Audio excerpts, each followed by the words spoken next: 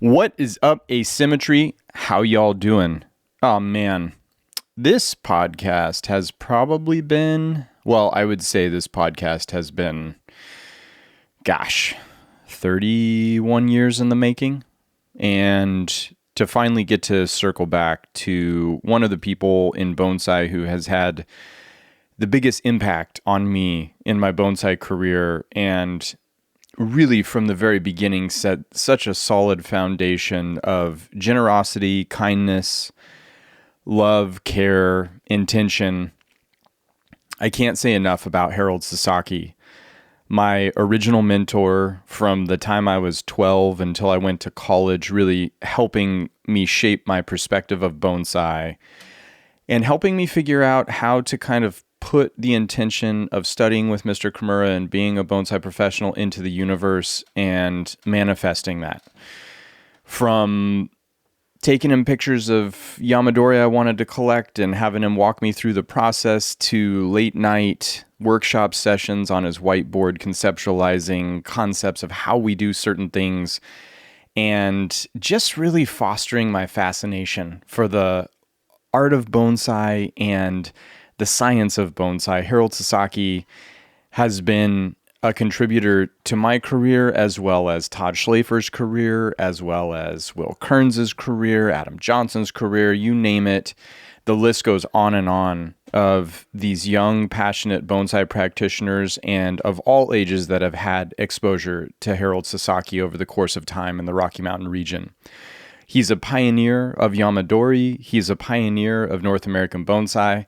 And I would not be where I am without having met Harold and really had him as the wind under my wings, pursuing my dreams. So it's a tremendous pleasure to get to podcast with Harold, to catch up, to say hello, to get a little bit of background that was even new to me, and just really to enjoy a conversation with a highly valued old friend.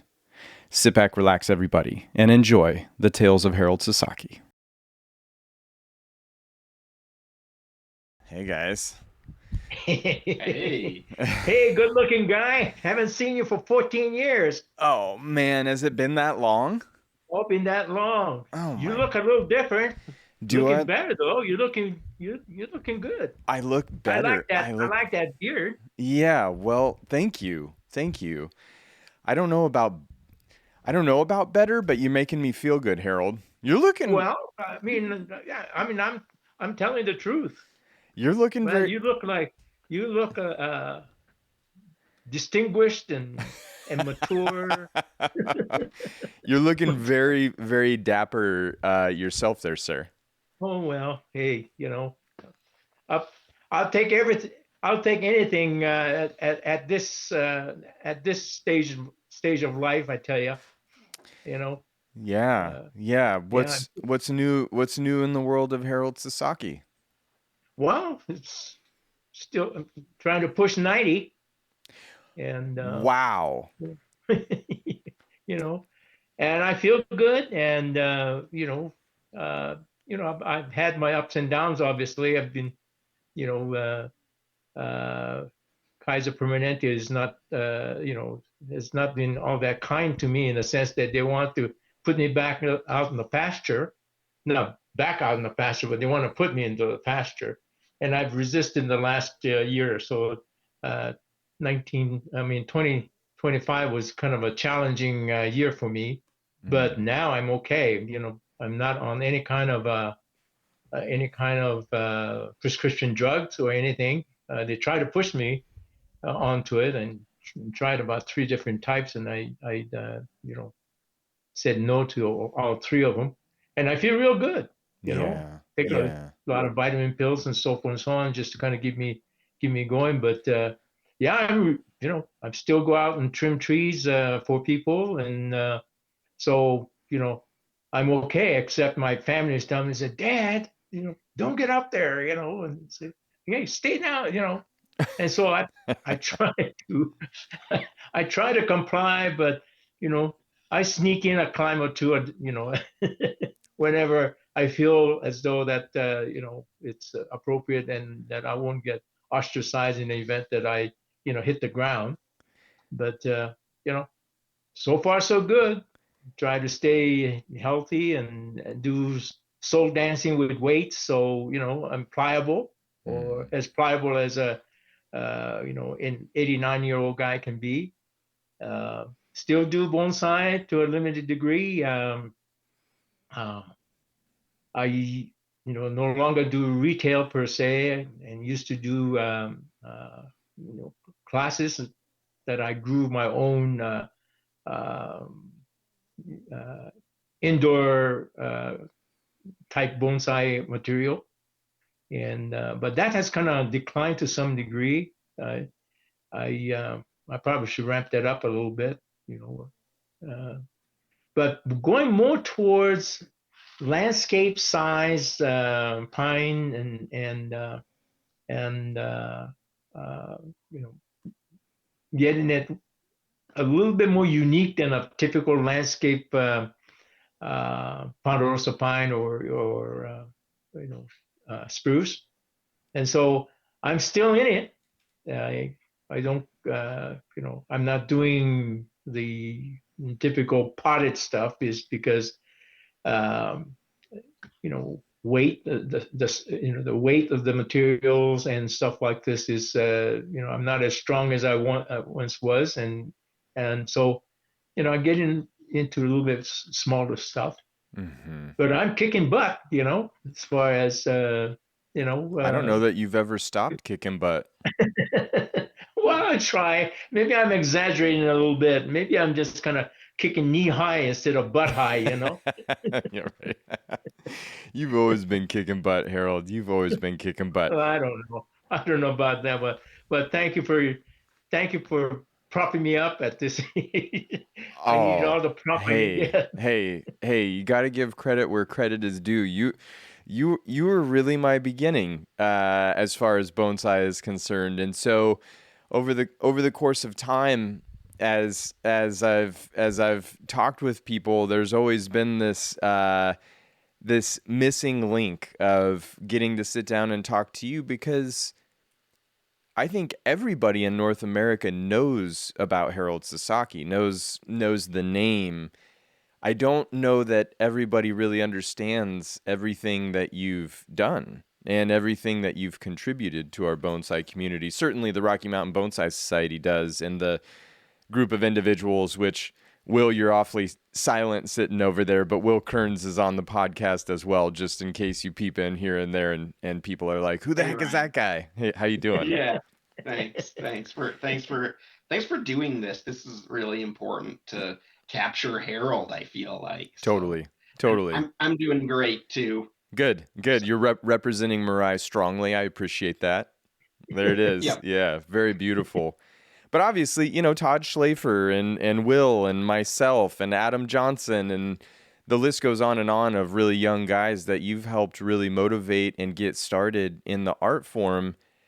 And I have these I have these conversations that you and I used to have when I was in high school, and I would drive over the hill and work with you on a Wednesday night periodically. I have these recollections of the background of how you got started, but I don't really know that I fully comprehend how Harold Sasaki, Colorado Bonsai Limited, the collecting of yamadori and all of that, how all of that really kind of came full circle and together, and then that started influencing and informing so much else. But do you mind taking us back to the beginning of how you got to Colorado and just kind of walking us through your journey a little bit? Sure, I'd be happy to, Ryan. It started way back in about the mid '50s, even specifically 1954, when I graduated from high school in Kona, Hawaii. I was looking for something that was a little bit more than pole fishing, spear fishing, deep sea fishing, and there was nothing but that's all the thing that we did was fishing. And so I was looking for something that I can do other than do fishing. Fishing was almost like an occupation, because we did that for food, for proteins at that time. And I was looking for that, and it started by, and I was a heavy popular science, popular mechanics kind of person, and I just subscribed to that. And I saw a kind of a tombstone ad that says, "Enjoy the four season, through bonsai." So I didn't think it was even, didn't even mention bonsai. I think it was Ming tree. I think it was the way it was. And I said, man, that'd be great, to have something that turned red in the fall, like the kids up in the upper 48. And so I I subscribed to that and uh, it wasn't a book even. It was almost like a magazine, and it came and it showed how to do it and so forth and so on. And I was really fired up because I read that magazine cover to cover in a day, and it was really really specific the way they said, wash the sand 3 times, if you're collecting from the ocean and so forth and so on, and you have to make this little container that is screened on 5 sides, the bottom, the sides, and stuff like that, and you put your mix in there, and I did all of that, and I got a soldering iron and I soldered the corners and so forth. And I did all this and did that and ordered some seeds from the mainland, and I think it was from California. And anyway, I ordered some Japanese black pine and Japanese maple, and it was expensive, in the mid 50s. I can't remember. I think that uh, the maple was, let's say 25 cents a seed or something like this, and then I think the black pine was maybe a dime. But anyway, it came, and I went through all of these things, and I poked it in this, and I let it grow, and the pine came up, as you would expect. Now that I know a little bit about, trying to sprout from seeds, it came up and it did, it did okay until, for about 2 years. But the maple didn't come up because they didn't specify that you have to co-stratify. That was not in the instruction at that time. So anyway, I stayed home for 2 years because I I told my parents that I want to go to college, but I stay home and help my folks on the coffee farm for 2 years until my younger brother, that's 2 years younger than I was, to graduate. So anyway, in about 1950s, so I stayed home till 56. So the January of 57, I migrated to California. Because my high school counselor told me that I would make it in college, so go with the junior college. So I went to Susanville, California, the Lassen Junior College, when I went and studied forestry there. And so I did relatively well there, and did and got my associate degree in forestry. But for an unexplainable reason, Colorado was the target area. I don't know how I got it, and I still to this day don't know why I wanted to be in Colorado. But at any rate, after I graduated from there, I migrated to, Colorado and Denver. At which time I saw this unlimited amount of trees that was growing. I was always trying to grow in my little, screen box in Hawaii that didn't, grew, but I don't know what happened to it after I left there. But anyway, I see this already trained material littering all over the forest and stuff like this. And I think, gosh, this is just absolutely wonderful.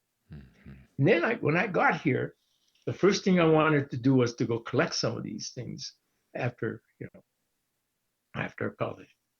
So I'm out there pulling them out like I did in Hawaii. Just grab him by the nape of his neck and yank it out and stick it pot, 100% failure.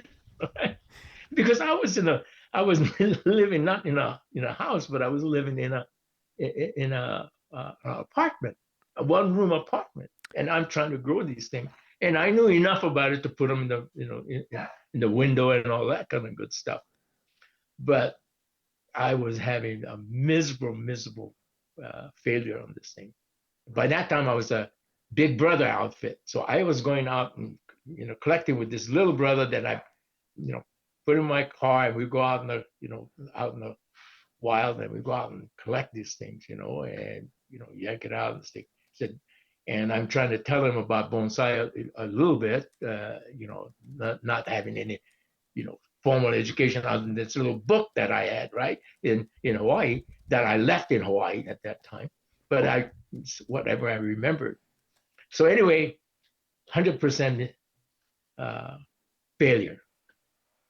And then at that time, I was working for a brokerage firm as I went, in this. And my buddy told me, he says, and I was telling him about my miserable failure, because I said, in Hawaii, these things, it grew like heck, and it's, how can I can't grow anything here? And so he says, well, why don't you join the bonsai club? I said, what? He says, what is bonsai? He said, well, there's a bonsai club here.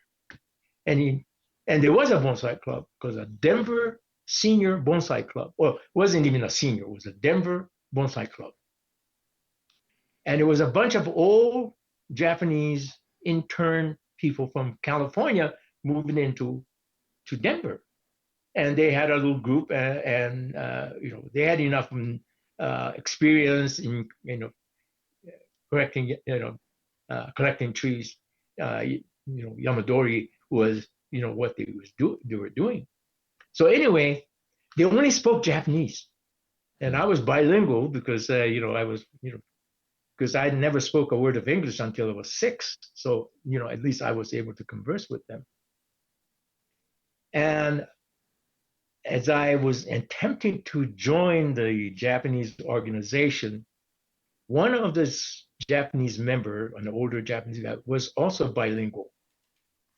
And so he created what he called the Denver Junior Bonsai Club, because you have to distinguish that now, right, because we're going to have this English-speaking group now. Right.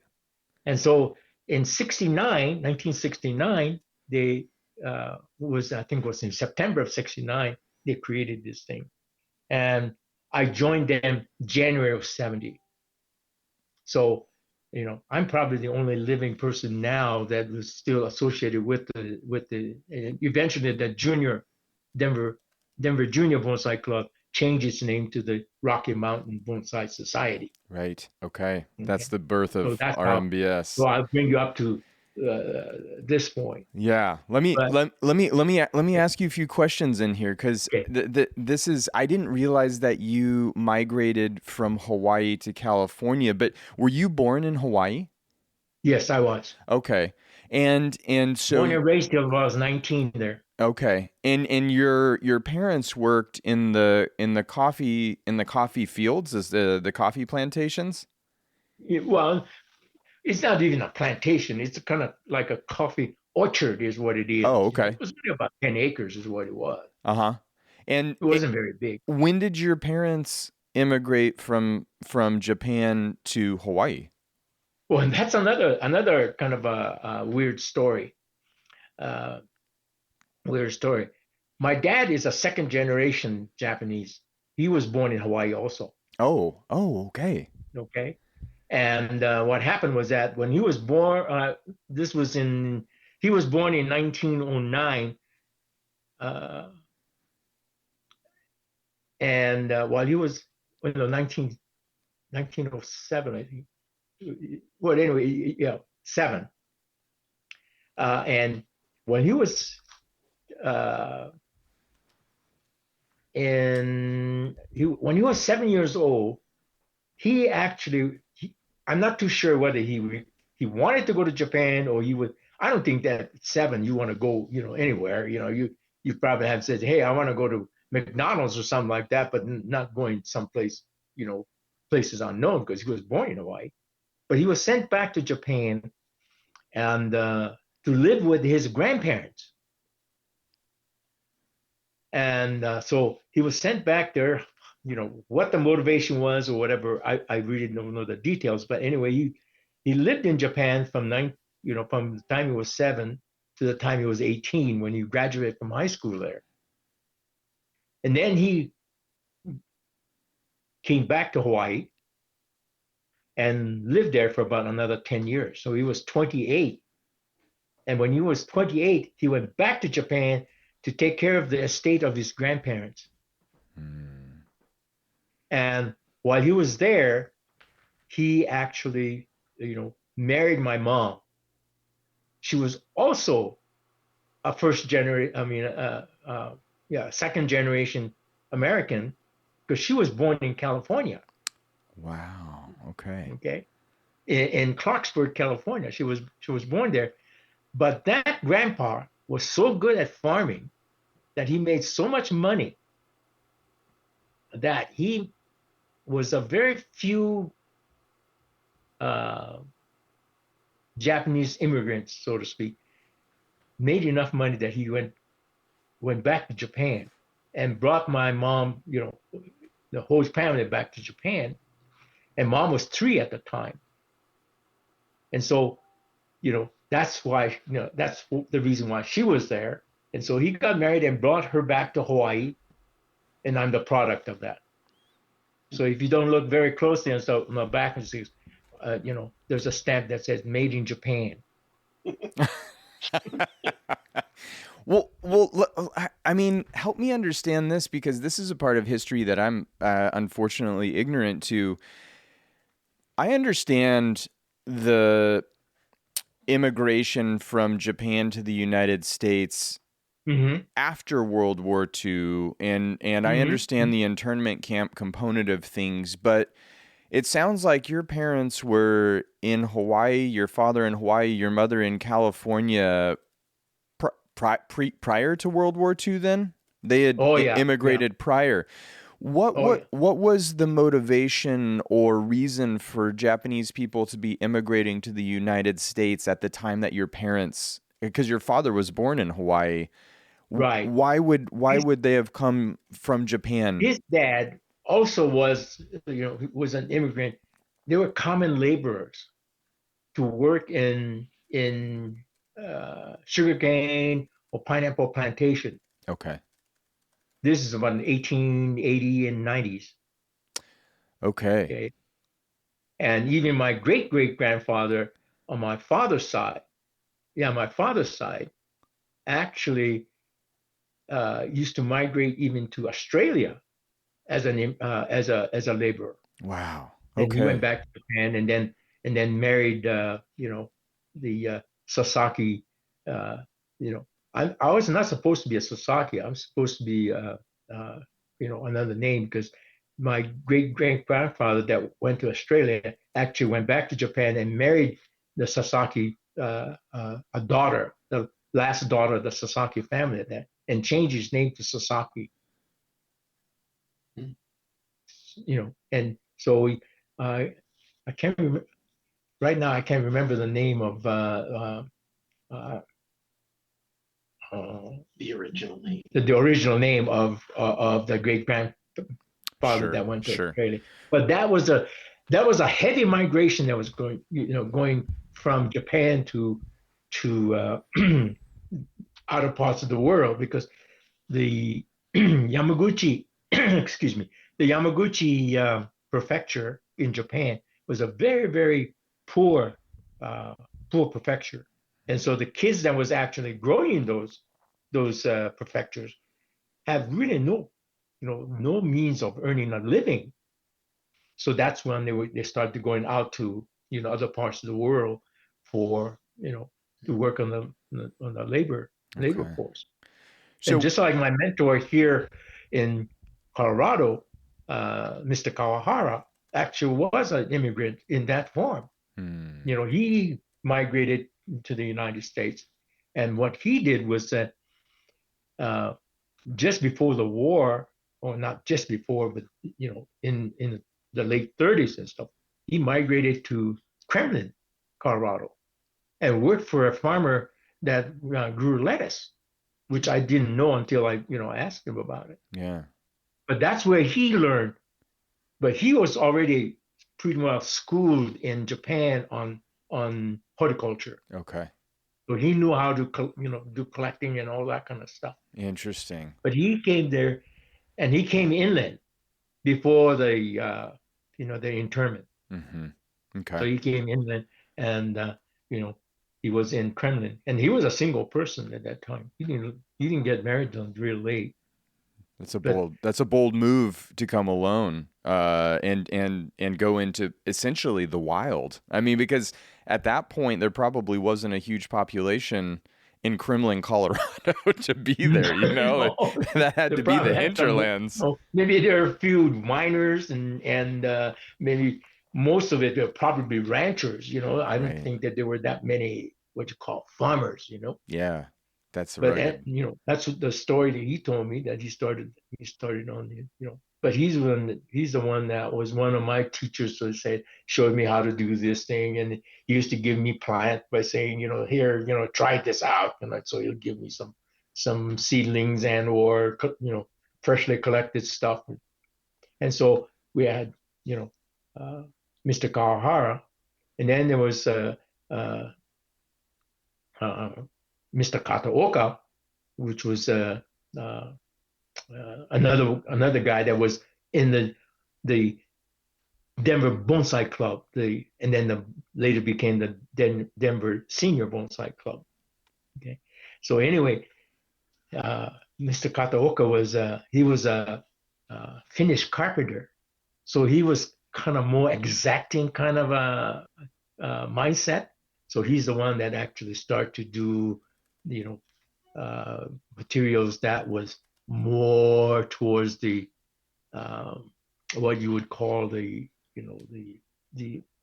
Japanese style. That he did his stuff that resembled the stuff that he didn't know a whole lot of English, but he used to have those magazines, and I don't know if you had those I have some of the copies of some of the older magazines that Mr. Kawahara had, that he kind of collected from not only himself, but when all the other older guys died, and so I have some accumulation of that.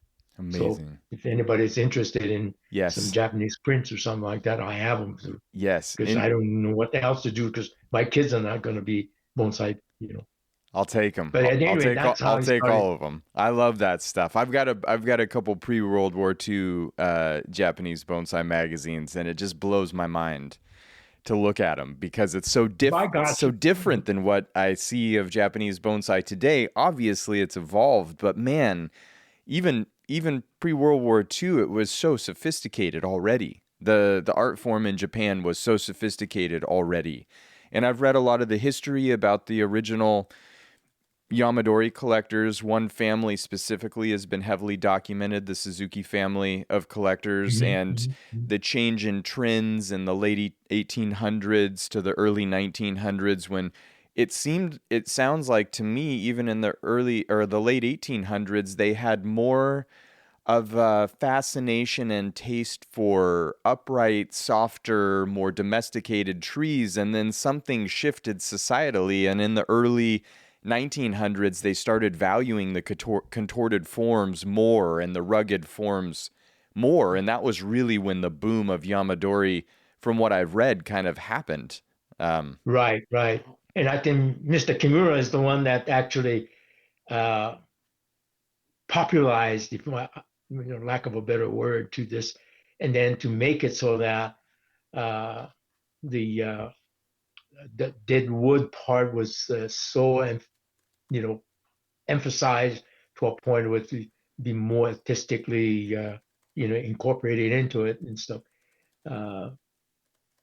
And so it evolved, and the evolution that took place even in the Rocky Mountain Bonsai Society is really something else. Yeah. And I've seen it from the very beginning, because I was I wouldn't say the very beginning, but I was the beginning in terms of collecting stuff that you wouldn't even look at it anymore, But we used to collect that thing and prized it like it was, like like a like a baby, And then we try to later on we try to put wire on it because now a little bit of movement was not a little bit of movement was a real incorporating of the design, and then so you start to do a little bit more. Then you start to look at different things out there.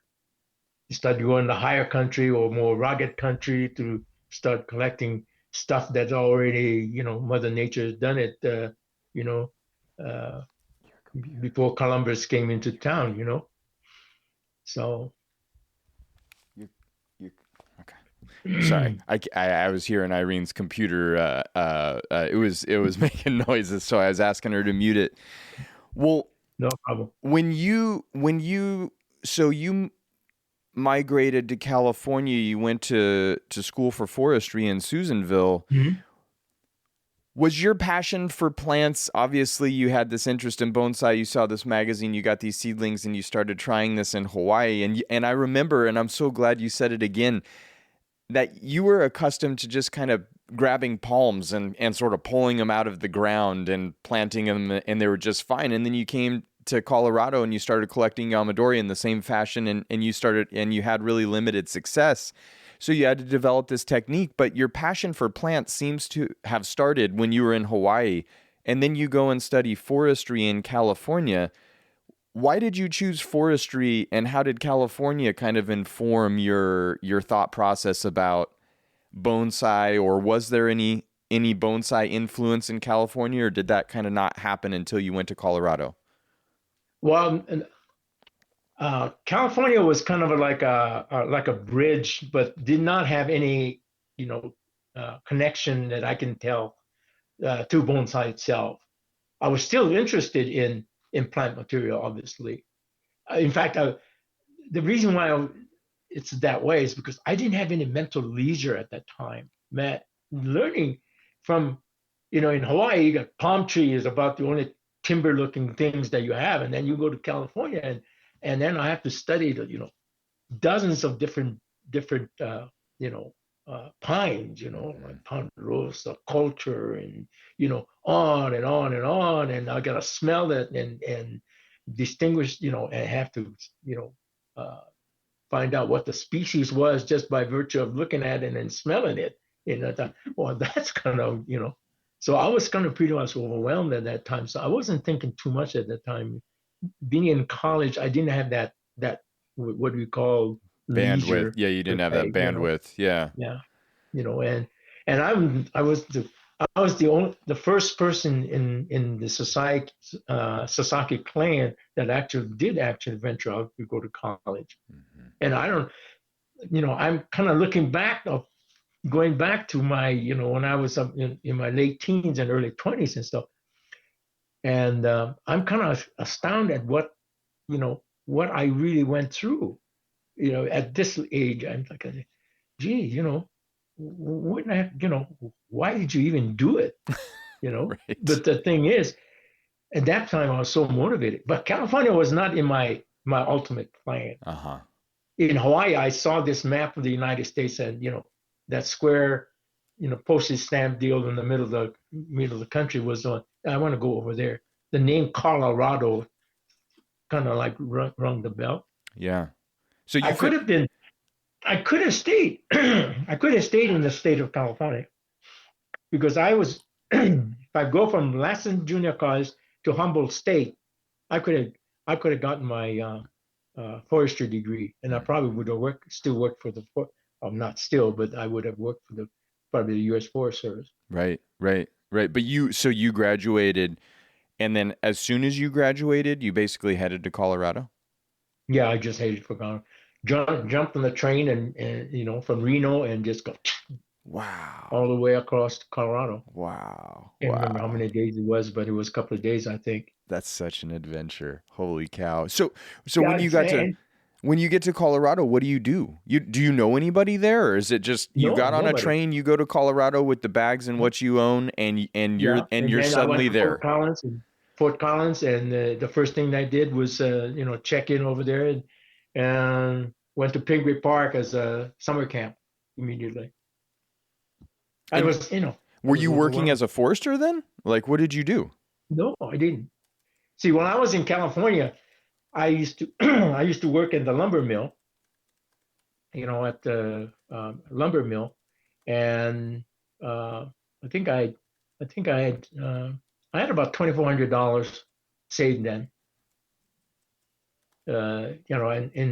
In the late 50s and stuff like this, $2,400 as a college student and stuff like that is pretty much unheard of. But I was really good at saving, so I did that, and then jumped on the train, and those days didn't cost that much. Mm-hmm. And then I went to Fort Collins, and having to pay $240 for a quarter and stuff like that, I thought I was getting robbed because in-state people was paying 90. Right. Right. But anyway, this is how I got started on it. Okay. So you get to Fort Collins and you start doing what? I wasn't doing any bonsai at that time yet. I was still overwhelmed. And bonsai was not in my. So what I did was I I couldn't find a job over there, so I came down to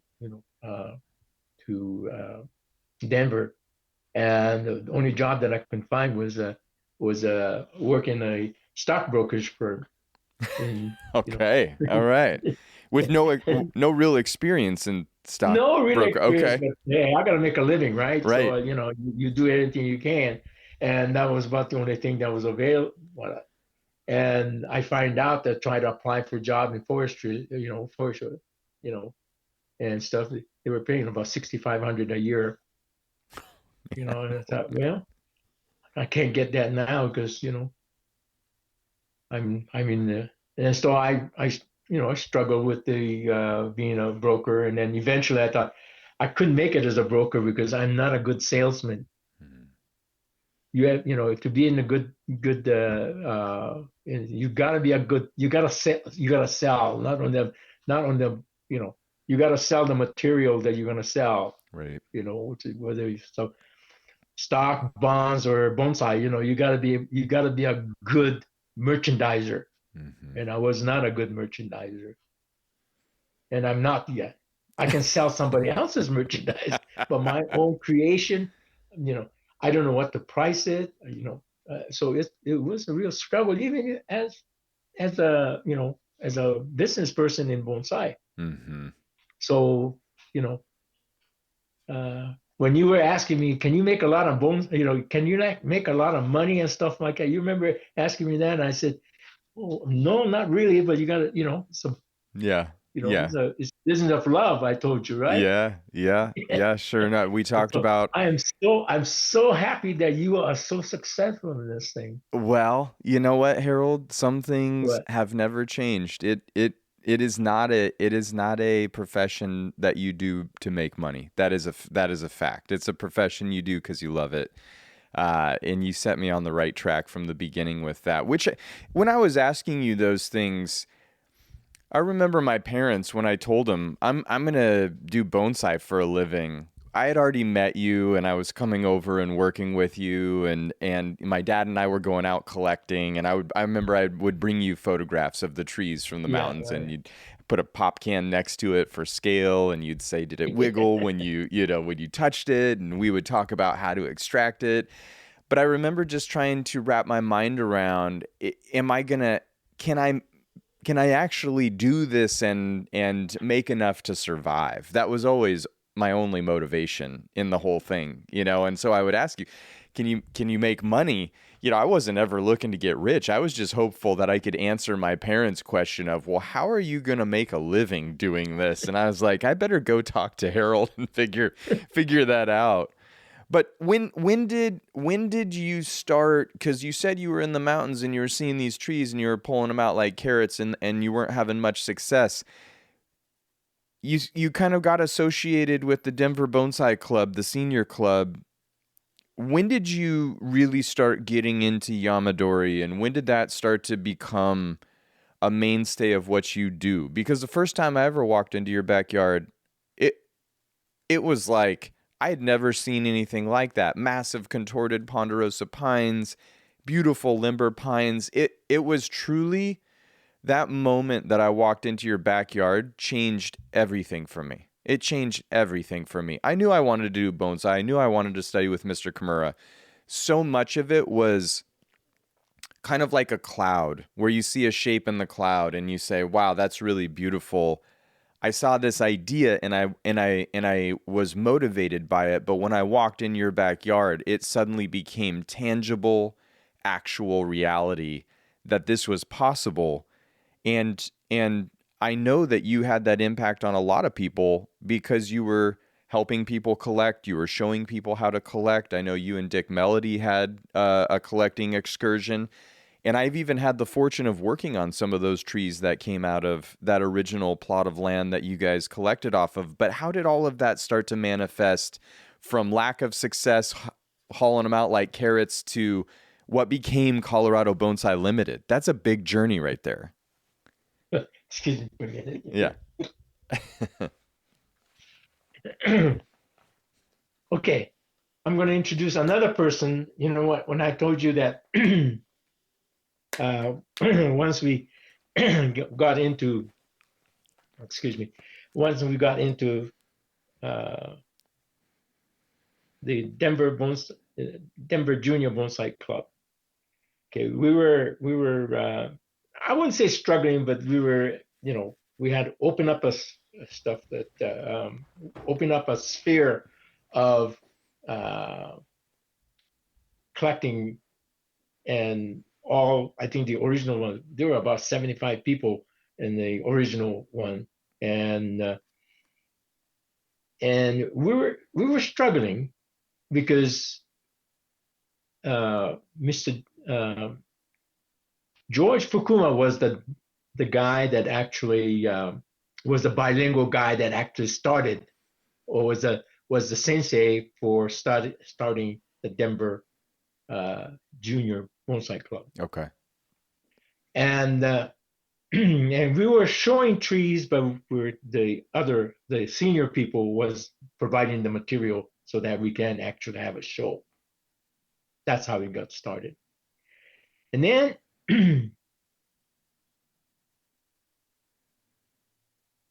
very shortly after we got started on this, and I was really, chomping at the bits to get out there. So when Marsha and I got married, the first trip that we got out on the mountain was, to go out there looking for trees and stuff. And but we didn't know where to look, how to do it, and so forth. And so this guy named Ben Yamakishi was a guy that took me under his wings and said, let's go out and I'll show you how. Is the way he came out. So Ben took us out, and we secured permits for it. And we had photocopies of that permit that we got from the club. And so we went out there someplace, I can't remember exactly what place it was, because we had a very, very scary experience that we had, but I'll really, say that. But anyway, he took us and he told us what kind of tools to use. Instead of typical what we were going digging trees and stuff like that, we think in terms of taking a shovel, right? Or spade or something like that. Right. Well, he says, no, we took crowbars out there. So I thought that was a little bit strange, and that I never used to do that. Right. So anyway, we went out, places that, up to some west of Denver, so we went out there and we dug it, and I was having a good time because he was showing me exactly how to do this thing. And Marsha was in tow and so forth and so on. And then we dug it out and we were carrying the thing out, and he told me how to wrap the burlap bag around it and all this kind of. So we were kind of dragging that thing out and going to our car that was parked. And somebody, some person drove by there. He said, "What are you guys doing?" He said, "Well, we've collected some trees." And so he says, "Yeah, says, who? He says, oh, well, we got permits. And so we start to, you know, reach in our pocket where we, in our wallet to show the permit. And says, no, I don't, he probably misunderstood that we were going to buy him out or something because, he thought it was illegal. But we felt that, we were legal. We had permits by saying we were able to collect these things. So anyways, they stay here, you're going to call the sheriff. So we're not going to be doing that waiting for the sheriff. Right. We threw the stuff in the stuff and we took got the heck out of it. And I thought I ruined Marsha forever, Bonsai, because I mean, she was just afraid. And I was not, I was not calm either, Right. And then Ben, he doesn't speak a whole lot of English, he can, do some.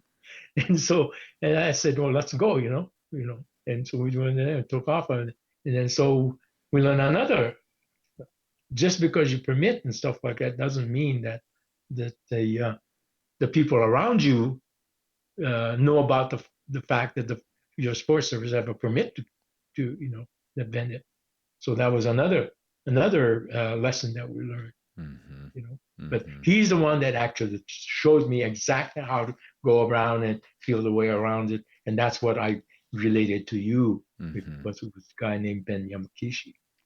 So the guys that were in this the Denver Bonsai Club, the senior club, this is a strictly Japanese speaking club. These are Japanese American guys or Japanese immigrants that had ended up in Colorado because of the internment camps, or okay, pretty much. All right. How did that whole thing with World War II impact you? Where were you at during that time and the internment camps and everything? How did all of that transpire for you?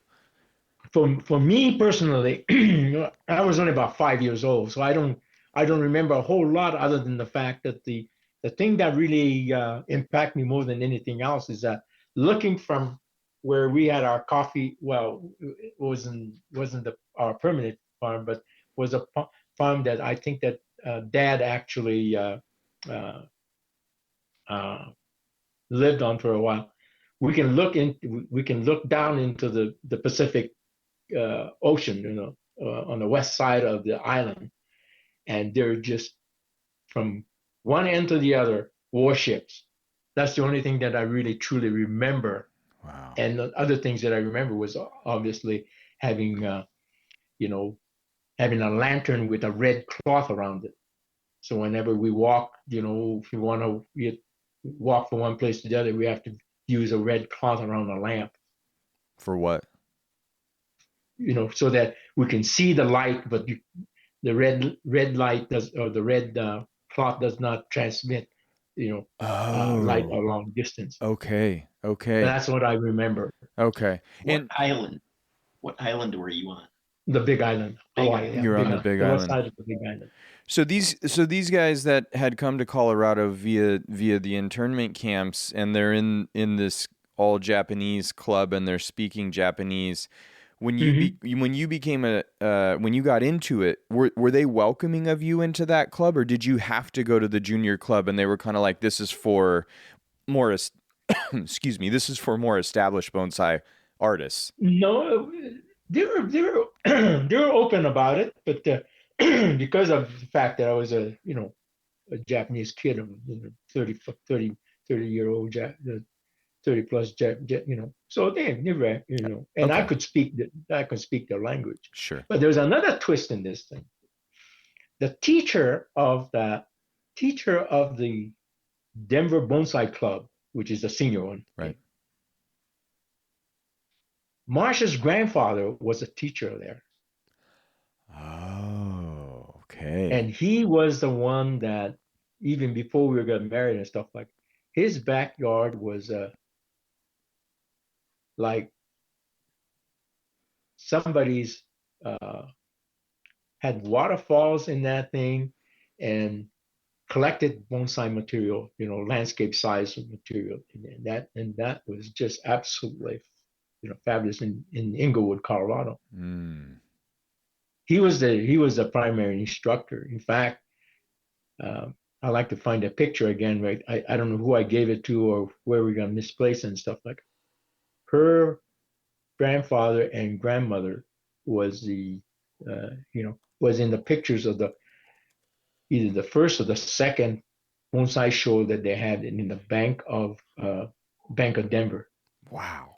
I think it was a Bank of Denver. No, United Bank. I think it was United Bank of Denver. Okay. So that's where they showed that trees. But Amazing. they were like you say, they were just like about what you would see in the old Japanese uh, you know books. They didn't have a whole lot of movement, but they had, and even the branches were not really, they were not cattywampus, but they were not really defined Mm-hmm. like what you would see even in the chokkan now. Everything is kind of defined to a point where, hey, it's just like you comb your branches be there and then the opposite side and all that kind of stuff. It was not like that. But it was direct, in our eyes, man, that sucker was just absolutely out of sight. Glowing. Yeah. So was there a lot of conflict in that club with a few of the members who were bilingual starting to teach bonsai to Caucasian individuals or opening it up to outside people, which is why they had to create a different club? Or was it pretty good spirited and welcomed It that? was very, I think it was very, very, very, very,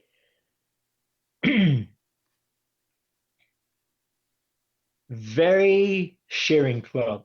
Cool. Uh-huh. Okay, as a general rule. Uh-huh. Um, there was one guy that wasn't. I'm Yeah.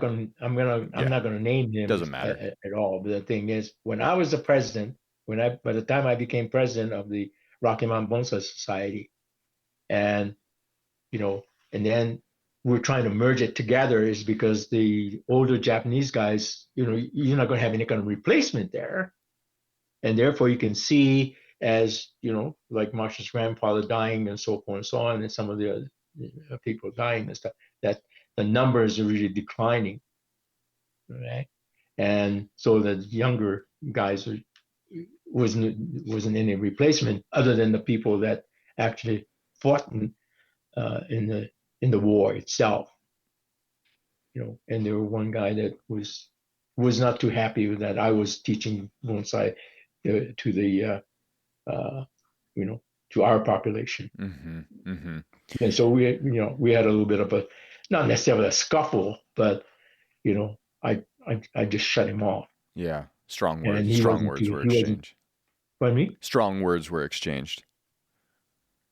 Not really strong words, but when he kind of indicated that, or he questioned, why in the hell am I teaching, bonsai, and so forth. I said, no, I don't want to, I don't want to talk about it. Yeah. Yeah. Mm. Well, And so I kept on going my own way, because, and, start teaching, and I encourage that, yeah. because I felt, at that time, I felt bonsai was for the whole world. Yeah. Not for me, not for me, or not for the Japanese either. Right. Bonsai is just a name for bonsai in Japan, but bonsai concept itself is not bonsai. It's all over the world, whatever they called it. Mm-hmm. So that was my mind, and like Mr. Kataoka and stuff like that. Man, he used to go through the details and teach me, and they had basic principle, by and his basic principle. He does not. I mean, he was really up here as far as was concerned. I mean, he was one of the best designers in Colorado, in the seniors even. Okay?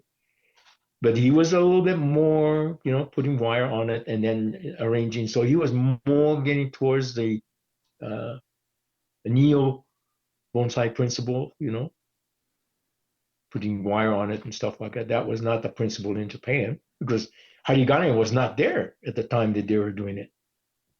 When did that start? When did I don't Japanese? know how harigane started. Yeah. I've always wondered that. When did wire start? I heard it started in like the 1920s, but I have no real basis for that information. But I've always been curious because the original books even I read and checked out of the library was still hanging stones from the branches to lower them Yeah, and yeah, yeah. tying them down with twine or hemp rope or something like that. But I never have found when harigane wire started being used. I, I don't know either, But anyway, he was the one that actually did that I saw. And then, some of the other people used to do that too. Right. But he was the one that actually perfected this because, like I was saying, that he was a Finnish carpenter. So he was kind of like more detail oriented. Right. Because he used to do, like, what's the screen? Shoji screen. He used to make those. Wow. Okay. And so he was kind of like exacting kind of right. So that's how we got into, looking at his, oh man, that's kind of, neat. So, Well, it sounds like the tradition of yamadori was these guys, the kind of the original practitioners in Colorado. This group, yamadori, was like a central part of their bonsai practice when you came into it. That was, yeah, like you say, it is. And particularly, Marsha's grandfather was one of the guys that actually practiced, and he practiced for little guys, little scruffy things up to, landscape size material. And he had, waterfall that, if I can remember right, maybe 5 or 6 foot waterfall that fell down into this pond, and you had koi ponds and stuff like this. And Marsha used to say that her father and uncles and stuff like that went out to Raymond, Colorado, which is in the Roosevelt National Forest, and you got lost. I mean, her grandfather. I don't know whether I can't remember whether he got. I don't think got lost when he was collecting yamadori, but I think it was mushrooms when he was doing mastake. Right. When he was after mastake, I think that's when he got lost, and they had a whole family going out looking for him. Oh, jeez. And he was okay because he wandered into a family's home and said, "Are you looking for this old man here?" And they say, "Yeah."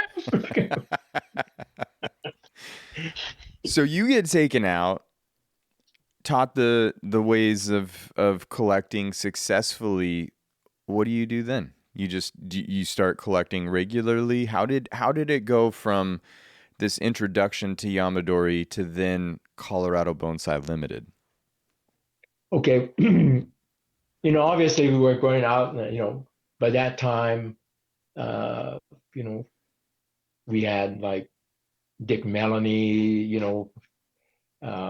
going out and procuring or surfing and turfing. I call them surfing and turfing big ranchers, and he had the guts of, I mean, he had I'd say guts, but he had the pizzazz of going out. It's kind of slow and go kind of a guy, but he had a way of convincing people that that should allow him to go collect.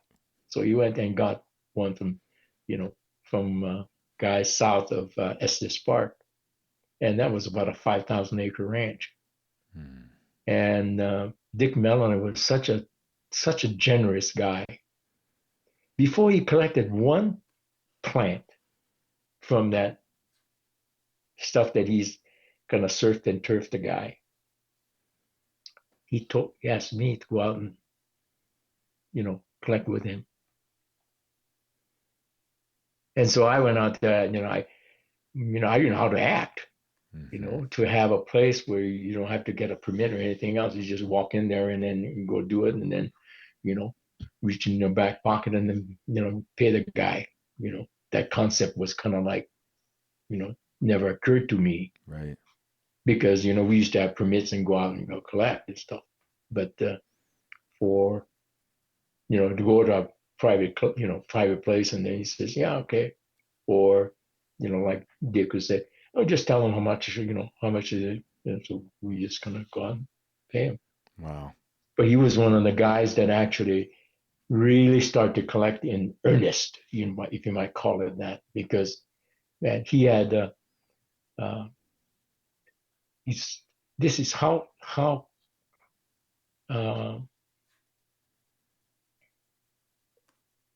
how big-hearted Dick Melanie was. The National Collection in Washington D.C. was looking for money. They didn't have the money to, they wanted some money for their collection. And he was the first one that decided that he's going to open up that newly minted collecting area, a big ranch of 5,000 acres. What he did was invited whoever would like to go collect for a weekend or something, like for $1,000, I think it was. I can't remember how much it was really. I wasn't privy to do that.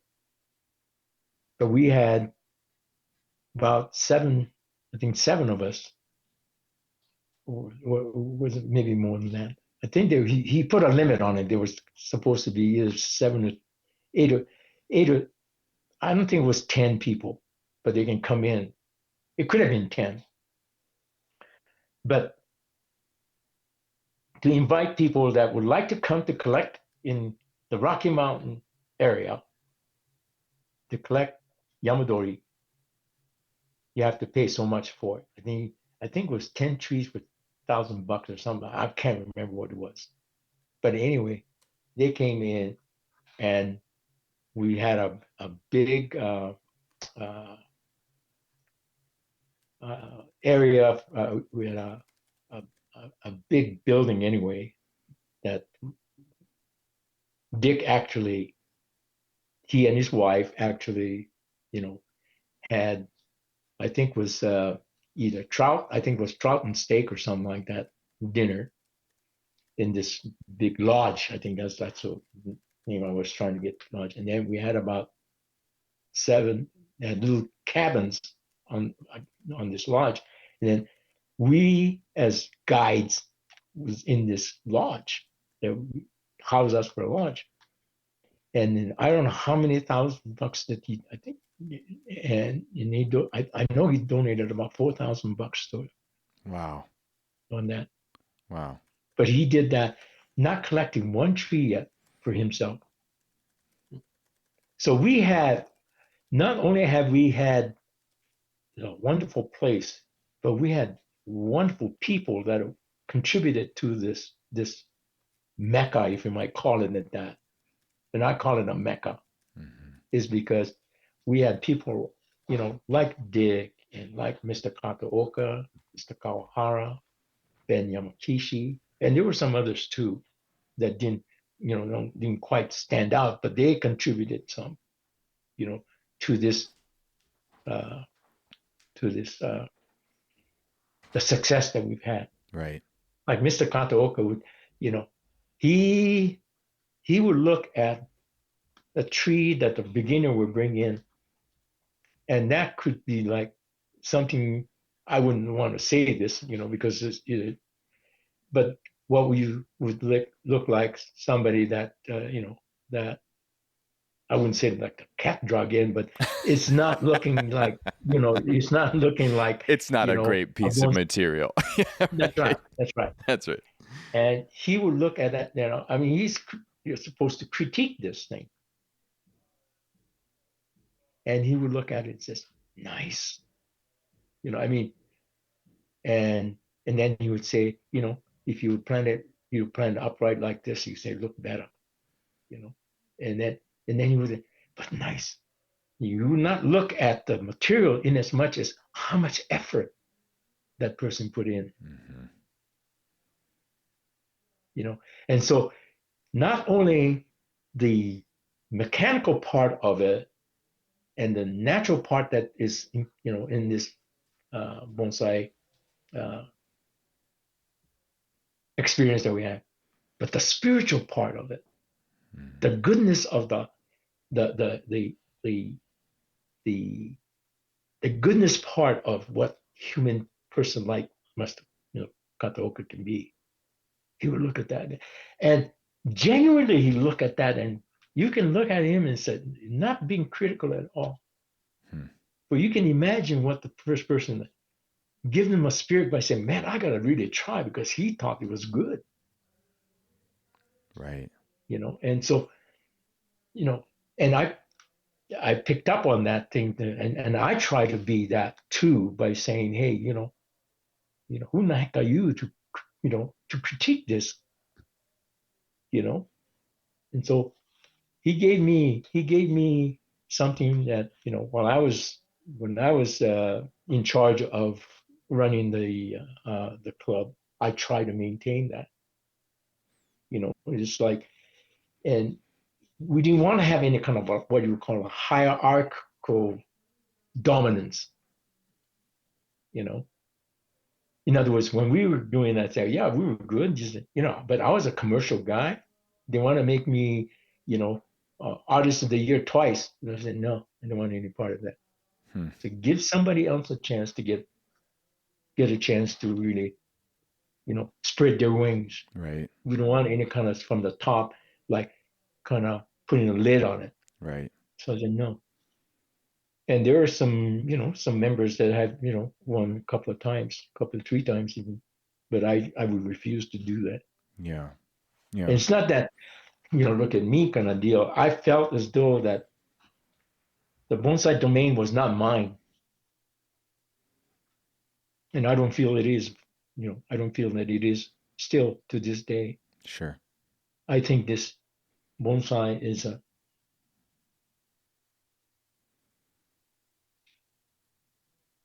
a medicine for mankind, really. Yeah. Because when you get to sit with it and stuff like this, and what pleasure it gives you might give pleasures for millions and billions of other people. Mm-hmm. And so that's the reason why, uh, this, at least this is the way I feel where I'm sitting right now, and it, basically I really don't own, a collection or anything, and mainly because uh, I feel that I have an obligation to the bonsai itself. If I neglect it and it's not presenting its main essence of that, what it's supposed to, and I'm not able to provide that because of the fact that I don't have enough time or something like that. I feel as though that I'm not doing justice for the plant material. And I'd rather I'm not own this thing because I really not have the time to do so.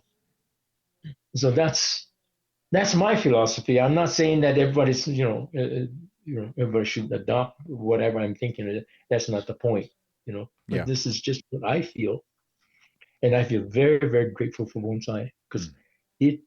it really tells me, or in fact, it really helped me in my life. The and it teaches me a lot more than just being able to keep things alive.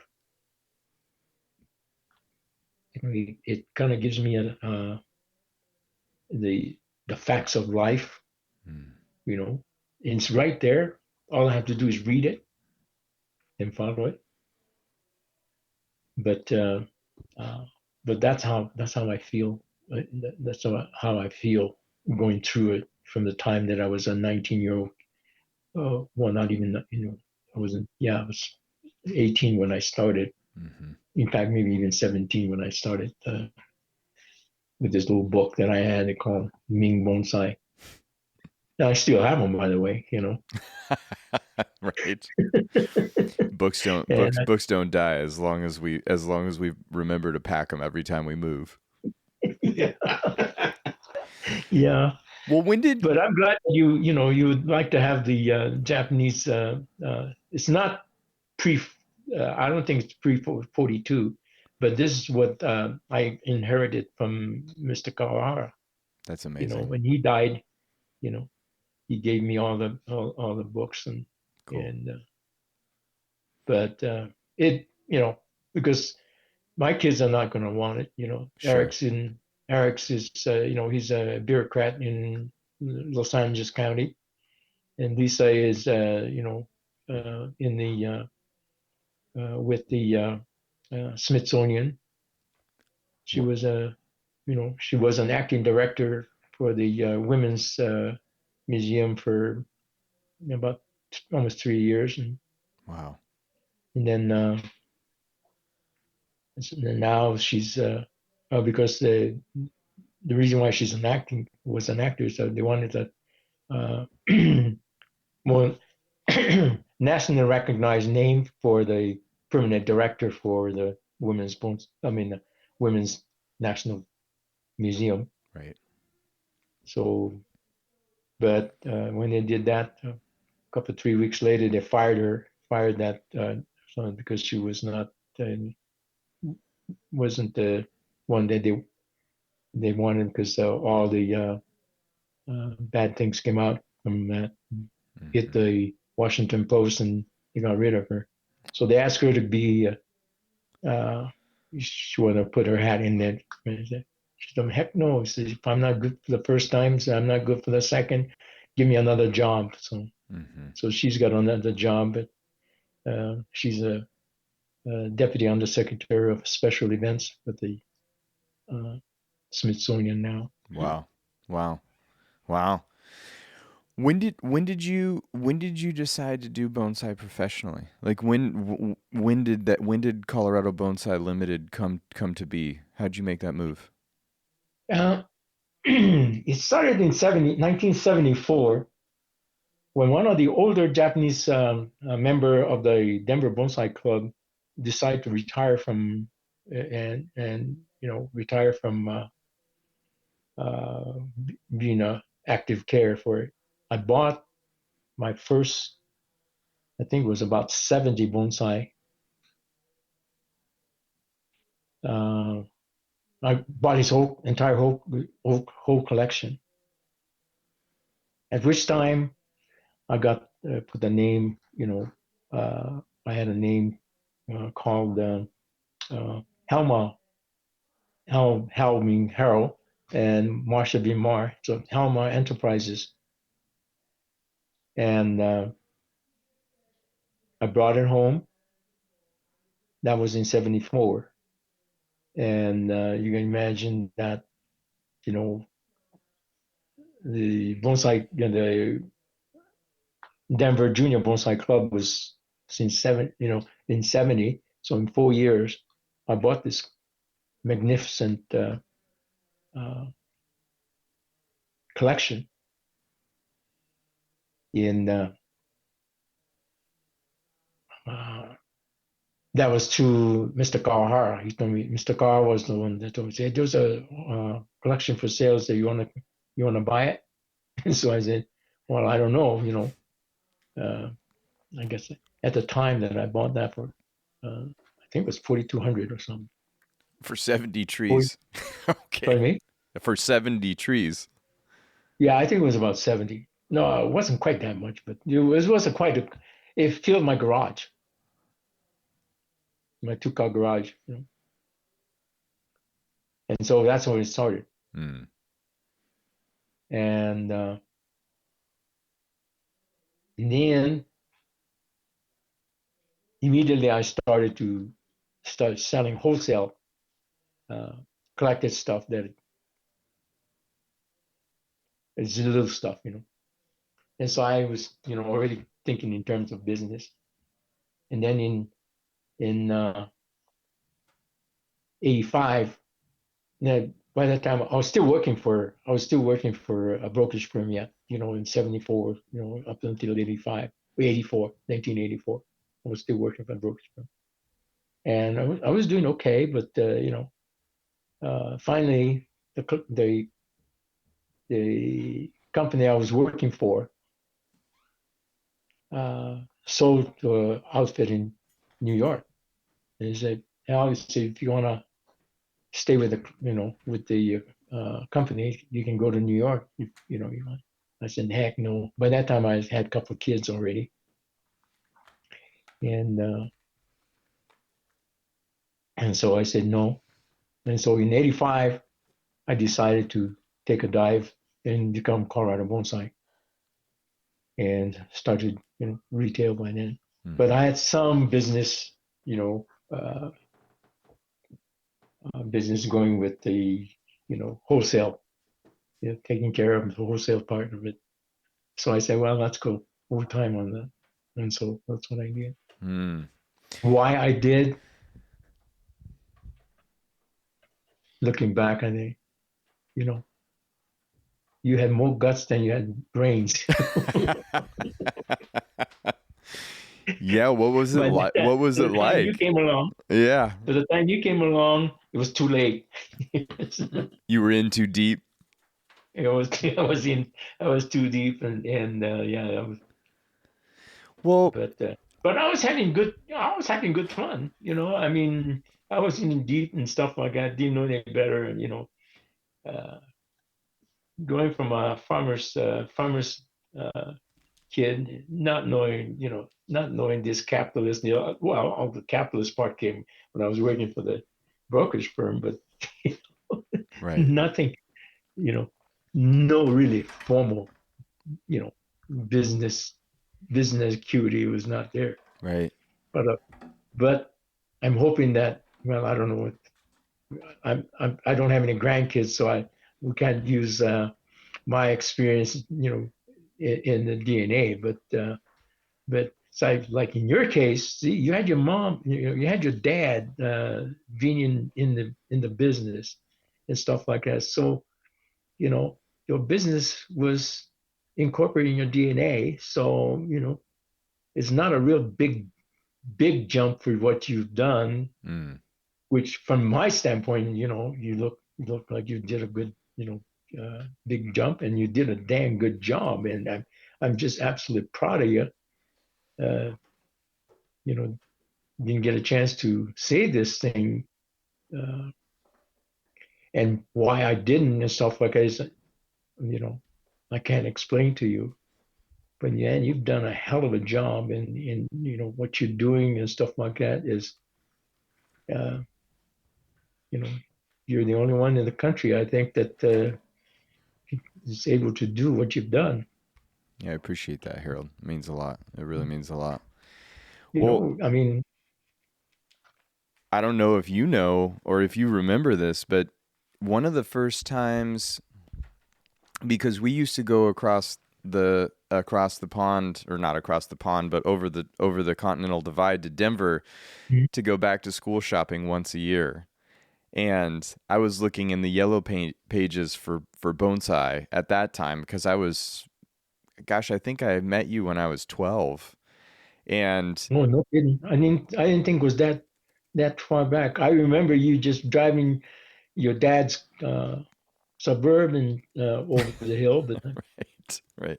I don't remember anything beyond, Yeah. No, the first time I walked into your backyard, I was 12. We were back to school shopping in Denver. We would go over once a year. Even though it was only 3 hours back then, my family, we wouldn't go to Denver very often. I mean, it was once or twice a year kind of a thing, going from the west slope to the east slope. And my mom told me, if you don't complain the entire day, at the very end of the day, we can go see a bonsai nursery. And so I had found you in the yellow pages. We called you. You were home. We came. I saw all of these trees. I was just so incredibly overwhelmed, because here was yamadori, true blue yamadori. I'd never seen anything like it. I'd only seen the episode of The Karate Kid where they rappel off the cliff and collect the tree. with Mr. Miyagi and Daniel's son, but I was actually seeing it for the first time, and I thought, I just need to be around this guy as much as I possibly can. I want to know everything that he knows, you know? And so the move to continue to try and understand this thing and study from you, we would sit in your workshop and you would let me come over periodically. I saw you 2 or 3 more times between when I was 12 and when I turned 16. And then when I turned 16, I think I approached you and said, hey, can I come over and work with you more? And you said, yeah, I guess we could do that. And so we kind of arranged for me to come over periodically on a Wednesday evening, and you would stay open late. I would drive over the Continental Divide, hang out with you for a few hours, and then drive back. And I look back at my parents' willingness to let their 16-year-old kid drive 6 hours round trip on a school night to go study bonsai with Harold Sasaki in his workshop. And we would sit and we would look at Bonsai Today magazines and Mr. Kimura's work. And I was pretty vocal to you at that time that I really wanted to study with Mr. Kimura. And you would propose these ideas to me on your whiteboard, and we would diagram and talk about things and really just kind of pontificate about bonsai. You created so many beautiful ideas in my head about what this could look like and what it could become and how you could go about it. And that was so formative for me because it went beyond you teaching me bonsai. You were teaching me how to imagine what bonsai could be. And that is something that I think a lot of people probably experience a mentor that shows them how to do bonsai, but not a lot of people experience a mentor that helps them see what hasn't been done yet and what is possible and how to foster those ideas and your imagination. And so that was huge for me. Beyond anything tangible about how to repot a tree, how to collect a tree, you really created in my mind the ability to imagine what could be. And that was gigantic. But one of the other things that really stuck out when we met is you introduced me to Andy Smith, and you said there's this guy in South Dakota that's collecting trees out of the Black Hills, and he's kind of come and talked to me, and we've been working on some of his stuff, and I think you might have even had some of Andy's trees or maybe a few pieces of material in your backyard, and you were helping Andy learn how to collect. And then later on, you started telling me about Jerry Morris. There's this guy that's working on these full-size bristlecone pines and ancient limber pines, and he's collecting these mistletoe or not mistletoe, witches' brooms, and propagating these specialty conifers. And you took me over to see Jerry Morris's place when he was collecting these full-size Colorado spruce and bristlecones and boxing them up in his backyard. And it was like this horticultural wonderland. And he was working on the property in Aspen and making this crazy thing. And so I just really started recognizing how influential you were for all of these people that now we speak about. I mean, Andy Smith and Golden Arrow is a backbone of American bonsai, or bonsai practiced in America, whatever you want to call it. And Jerry Morris, the Finn, the Colorado blue spruce being a part of our bonsai culture, you were so influential for all of these major critical pieces of our bonsai culture. I don't know, but I want to ask, do you ever step back and look at it and say, wow, yeah, there have been a lot of people that have come through my door, and there have been a lot of really cool things that have happened. And I know you're not the kind of person to take credit for that, but there is a credit that is due for what you have done to inform so much about what we take for granted in North American bonsai now. I mean, you're the king of Ponderosa pine. You were asked to demonstrate on Ponderosa universally across North America. You kind of single-handedly elevated that species into a state of prominence as an iconic backbone of our bonsai culture. Do you ever think about any of that? Not really. I'm kind of surprised that I've forgotten all of that stuff. You coming on at 12 and stuff, I really don't remember any of that. And the only thing that I remember is when you drove over, and why I only remember that, I have no idea. But uh, you know, yeah, I don't know. I don't try to. I don't remember a lot of those things, and uh, I'm I'm kind of happy to hear that it uh, I had influence on you, but I don't really remember any of that. Mm-hmm. You know, I just don't. And just like Will here talking to me and stuff like, talk about what you remember and so forth. Uh, I don't have a bucket full of remembrance really. I just have a kind of like an empty space, and if you spotlight like what we did today by saying, hey, look at this specific time spot and stuff, I can talk about it, Mm-hmm. but I don't remember any kind of details. uh, I hear periodically when people come on and say, "Did you remember this?" I say, "No, I really don't." And even my brother, he'd ask me, "Do you remember doing this? When we were kids or something like that?" I said, "No, I really don't." You know, but if you specifically point the time that is, so it's not that I don't remember, because I'm kind of surprised that I don't know how long we've been talking about it, but when I'm talking about the history, for instance, of it and stuff, I can talk about it is because I do remember when I concentrate on a specific timeline, I can remember that. But you recapping that is, to me, is a kind of surprise. That happened. I can't remember. Well, let me focus you here for a moment. The world Okay. the World Bonsai Convention in DC. Do you remember the World Yeah. Bonsai Convention in DC?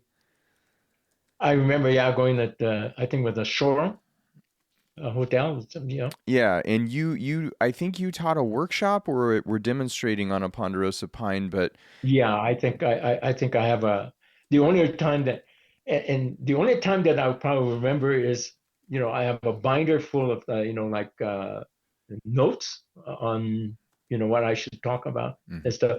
If I didn't keep that and stuff like that, those would be all gone. But I look at that and say, did I do that? You know, wh- where was you know where was my mind when I was doing that thing? That kind of surprised me, kind of so even just like looking back on my history by saying, hey, going back to even Susanville or something like mhm. that, God, to myself, man, you must have had a lot of guts. Yeah. you know Yeah. Yeah. I mean, uh, the stuff that I remember like guts and stuff like that, I don't remember, but what certain specific things that I remember is that I got stuck in Reno, Nevada, and imagine that I have a college orientation. Let's say, for instance, right now is about 4 o'clock in the afternoon. This is in January. Snow up to the yin yang. You can hardly see the tops of the airplane. The fins on the airplane. And here I finally uh, go from the airport. I go to the Greyhound station, right? And I'm looking for my bus trip from Reno, Nevada to Susanville. That's 85 miles. And, I take a taxi and go to the airport because I need to get to this. And I get there, nobody there. Okay. And, nobody but the janitor is mopping the floor, right? And I have to be up in Susanville tomorrow morning for registration. And so I'm kind of like in a bind, right? I don't know whether there's no taxi there, and stuff like this. So this guy's pushing the broom, happened to be a black guy. And I talked to him and I said, I need to, I need to go to Susanville by tomorrow, and I'll be there tomorrow. I said, can you know, can you drive me up there? So I pay you $40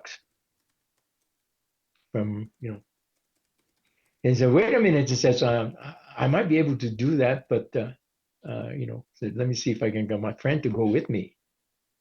And after a while, he said, yeah, we can do that. So, okay. So I jump in the car with two black guys, and, we drive on there.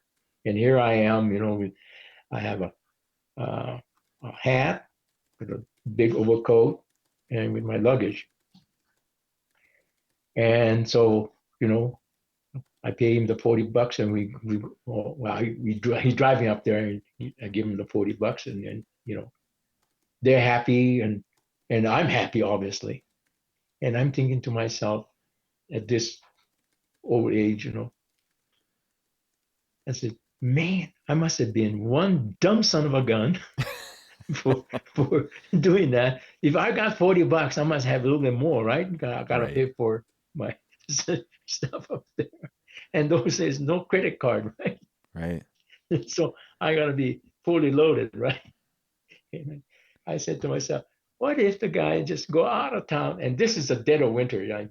This is the first of, middle of January, and 85 miles, right? You go about halfway and hit me on my head and throw me down in the goddamn, sagebrush someplace. They'll probably never find me until April, right? Right. You'd have been buried. And yeah, I'll be buried. And I think to myself, God darn it, you're a dumb son of a gun, or you had a lot of guts, You're pioneer. You're pioneer, Harold. You're a pioneer. It's unbelievable. Well, must be. Yeah. And then I'm thinking, and then after having said that, and I said, think about my grandfather. Yeah.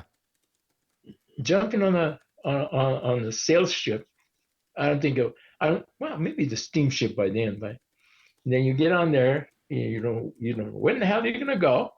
Obviously, you're not rich, you don't have a whole lot of money, and then you might have you didn't have any backpack in those days, so you put them into something they call them furoshiki, they just kind of tie it in the, Yeah. and then you just board the ship, and say adios, So it seems to me you didn't have the business DNA, but you had the bold pioneering DNA.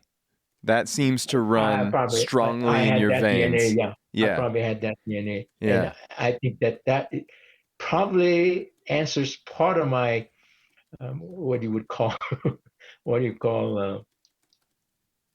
the ash to go places. I didn't want to stay in Hawaii. Mm-hmm. You had to go. Yeah, I had to go someplace. I had to go. I can't stay there.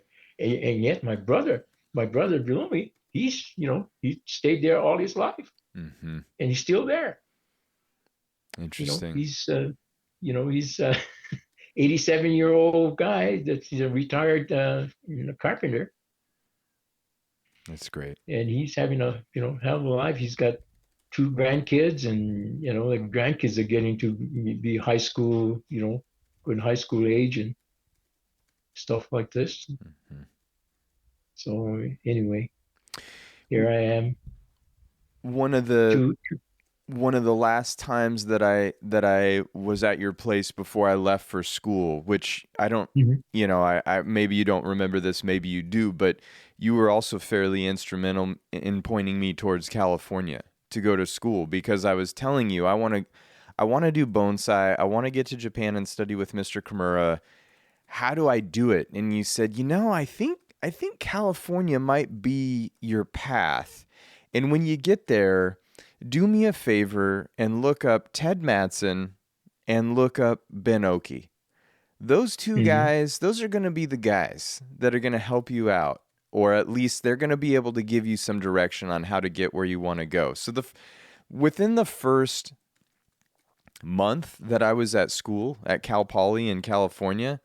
I drove down to see Ted Mattson, joined his study group, and then I started driving down once a month to his study group and sleeping in the back of my truck in front of his car or in front of his house because I couldn't afford a hotel at that time in college, and working with him in his study group. But during that visit, I remember you talking to me about the fact that you just had this tremendous passion for grafting and propagation. And you said, I don't need to continue grafting more trees and propagating more trees, but I can't stop.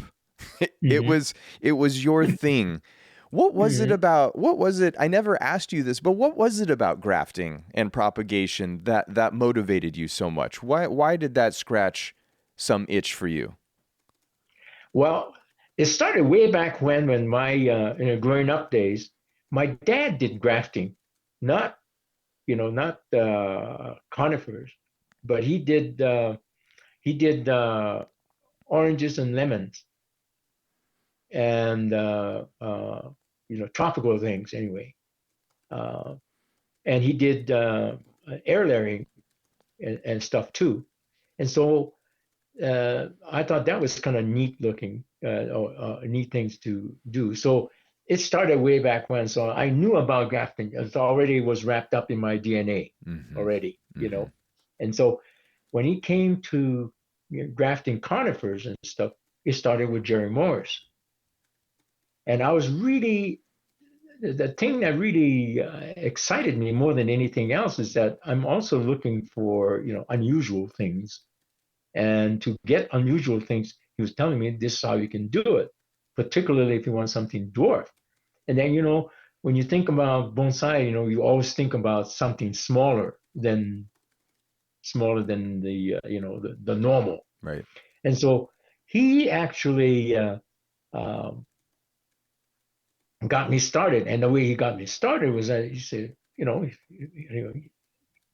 said, if you're interested in, grafting and stuff, like, here it is. And he just got me a couple of branches of ponderosa pine that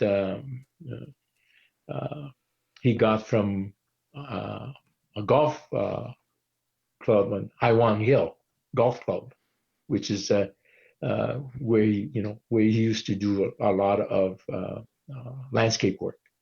So he got me going and says, this is what I call Haiwan and stuff. And he gave me and I grafted it. And it, I still got that one that I grafted. And I wasn't grafting a whole lot. I was just grafting one or two. And one or two took, and I was happy. And, it was kind of like a sideline. It was not something that really made, that I was going to incorporate into the business. It never have been. It's just kind of like, it's a kind of a sideline.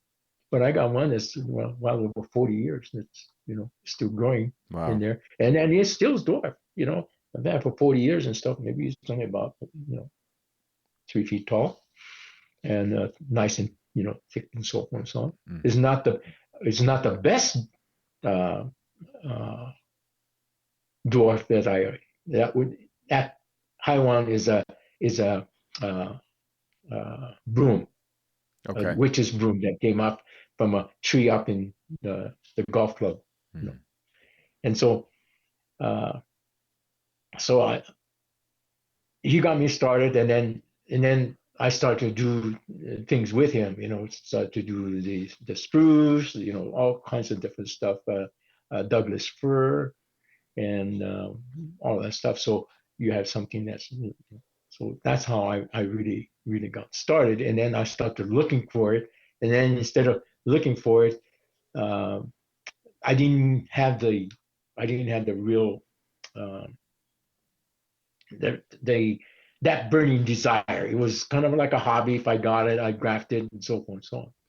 So anyway, he was really interested in, this stuff was his stuff. His dwarf conifer was his thing. Yeah. And I thought if I was happy, if I happen to get some that's going to be really good, I just give it back to him. And so I did a whole bunch of them, and then he was so I wouldn't say crazy, but he was so involved in it. He'd go up and take a odd six, 30-06 rifle and shoot down pieces of stuff that's 100 feet high Right. up in, let's say, like Idaho. He goes up to Idaho and he shoots that thing down. And he gave me pieces of it. He called him Crawford. And I said, and the reason why, I said, the owner of that tree is, living in a name of Crawford. And that is a white pine, a western white pine, that 3 years after you graft, well, 2 or 3 years after you get, you'll put a cone on it. It's a fun guy, you got a little cone on this thing, and it's a stuff that, and so this is the kind of stuff that that I do, and now I have a guy in Boulder that's he's he's a landscaper, and his name is Joe Lustig, and he likes this oddities too, and he's a major landscaper. He plans and also install, and he does meticulous things. He makes it so that it has a mood or has a theme on this landscape. Mm-hmm. And so he's really really good at it, and so he gets these things that he's got a one, and we tried to graft last year. I grafted about 200, and I had very very low percentage. In fact, I thought that I had 0%, and then later on I found that there were 5 of them. But I grafted about 200 of them, and I had 0 stuff. Wow. And to find out it was the wrong season that we did. I should start a lot earlier in the season. Like right now, probably is the good time to start grafting conifer, which I didn't know that winter or early spring is the good time to do it, and not wait till spring. Right. And I didn't know this. So anyway, this year I'm going to try and see if I can graft some and see if I can get back my mojo. You should resharpen the blade, if you will. Yeah. Resharpen the blade, or get my mojo back. That's great. And when did the landscape pruning and all of that stuff start to work into your bonsai and your professional life or your creative life? When did that come about? Was that kind of parallel to bonsai the whole time? Pretty much, it's a parallel to it, because I go out and trim on people's tree now, on bigger trees. But what happened was that exactly when this thing happened, kind of hard to kind of dial back, but it must have been about 2000, I guess. I used to buy trees from Andy, or whenever I said, hey, when you're coming this way, just bring me a couple of trees, or whatever the case might be. Sure. And I start to style it. But my styling is unlike the way you coil the wire to put the branches in place. What I do is that I use a little bit different method by saying, hey, I put the branches here, and I put a wire in it, and it could be copper, whatever the case might be. And then I use a wrap, just like what we do with raffia. Sure. Except that this is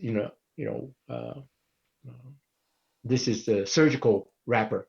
They're kind of the same thing as when you go get a blood test or something like that. They put a wad of cotton, and then they put a band around it so that to hold that stuff, but it doesn't stick to your, Right. Oh, okay. So okay, I got what you're saying. And then I use a co-band, and I wrap that singular wire that's like that. I just wrap that thing out to the end so that I can bend them whichever way you want. Mm-hmm. And that's how I train the medium kind of wire branches. The big ones, obviously, I still wrap them like that, but I use guy wire like you normally use. Sure. But and that's how I train them. And the reason why I like about it is that when you put them out in the field, the growth, it varies. So, I mean, it grows so quickly that the coil wire gets, eaten up by the bark, right? Right. It'll cut into it quickly. But this one, it has limited amount of UV inhibiting factor on it. So about a year or two, that thing just rots off, and then everything falls off, and then all you have is a wire that you just take off, and then everything is clean. So that's what I've been doing. Interesting. And I've been doing that now is because tropicals is okay, but man, it's just so expensive now. Your heating expense is so high that we better shut that thing down. Mm-hmm. I've got it down to about 2/3 of it, but I still need to get it down further. Like, and then just do other things because I still want to do something. Mm-hmm. Because I got another 15 more years I gotta live. Right. How'd you set that? I gotta beat my dad. Oh, that you want to beat your dad? Is that what you're saying? Yeah. That's where the goal came from? 105? Yeah. Is that what we're talking here? 104. 104. Okay. Mm-hmm. Okay. All right. Well, that's good because we can have more of these conversations then. We could very well. If my stuff is, doesn't go cuckoo, which this is what I had to fight last year. People say, hey, you got dementia, and you have dementia, early onset dementia. Therefore, you should start taking this kind of meds, mm-hmm. like Zoloft and stuff like. And I said, nah, I don't want to do that. But my kids tell me, say, Dad, don't dig your heels in it. Try it. I said, no, I don't want to. Dad, don't do it. Don't dig it in. And Marsha's an RN, right? Yeah. Same thing. You should try it. So the whole family is saying you got to do it. And I don't want to do it. So I've been off of this trial for the last 6 months. Man, I feel like kick butt. He's back. He's back. Yeah. That's great, Harold. That's really great, man. It's so good to talk to you. It's great to see you. I'm sorry I've been such a stranger. It's been a tough lift to be a bonsai professional. I really didn't know what I was getting into, but that is not an acceptable excuse, nevertheless. But I don't, my parents left Colorado, so I don't have anybody in the state now except for to come and see Will and Todd periodically and some stuff like that. And so, but I would love to come out and get to see you again here, and hopefully sometime this year. That would be really fun.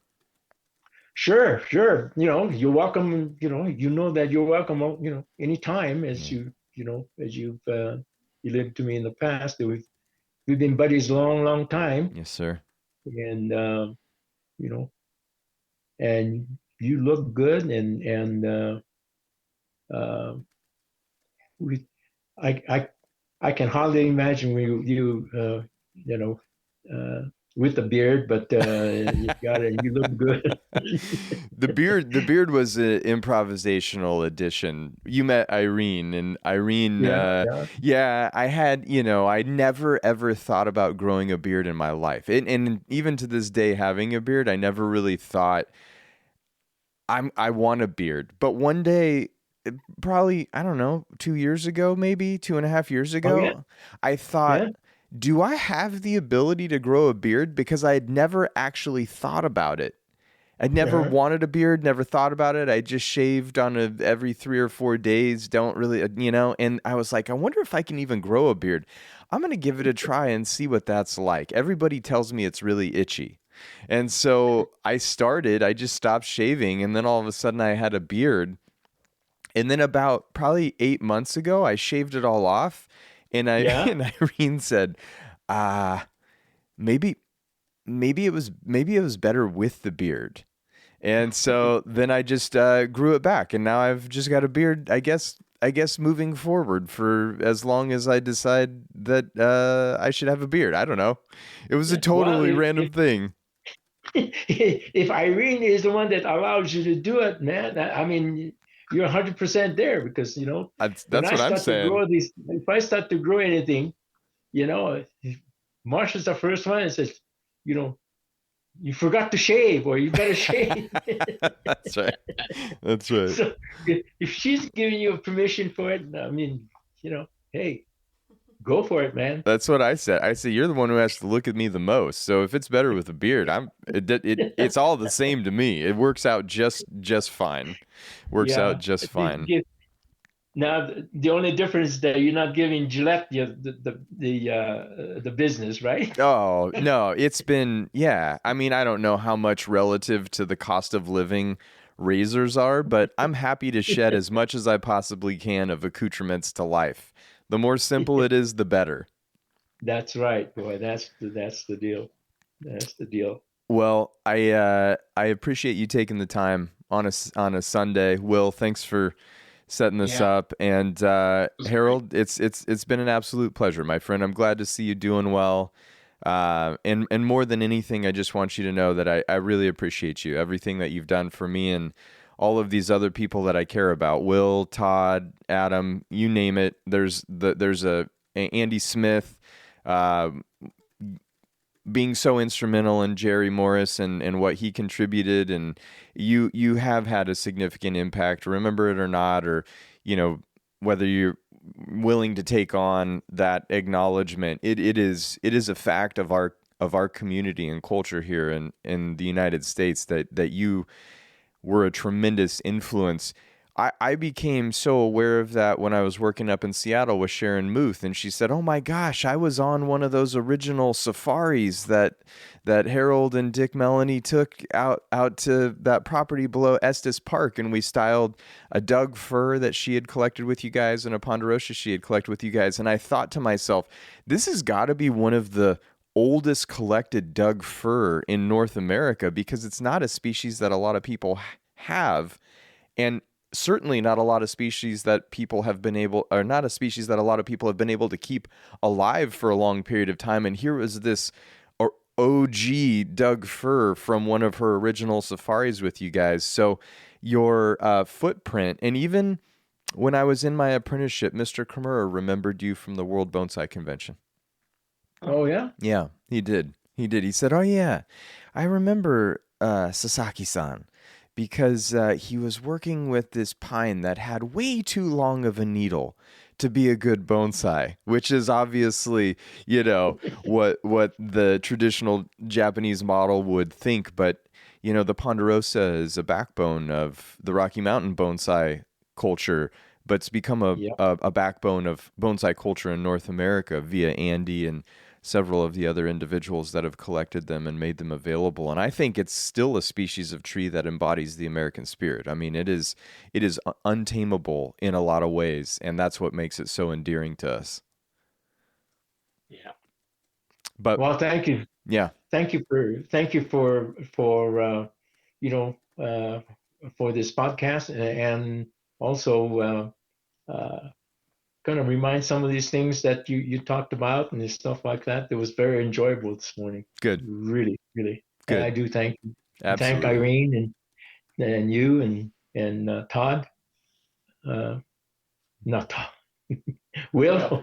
Mr. Kearns. Mr. Kearns, yes, sir. Well, gentlemen, I'm going to let you get back to your Sunday events, whatever those are. But Harold, I'll look forward to seeing you. Appreciate it. Absolutely. We'll talk later this year. I'll come see you and say hello. But give Marsha my regards, and I will. You boys enjoy the rest of your Sunday. I will. All right. We'll talk to you soon. Thank you. Thank you. All right. Bye, Ryan. Bye.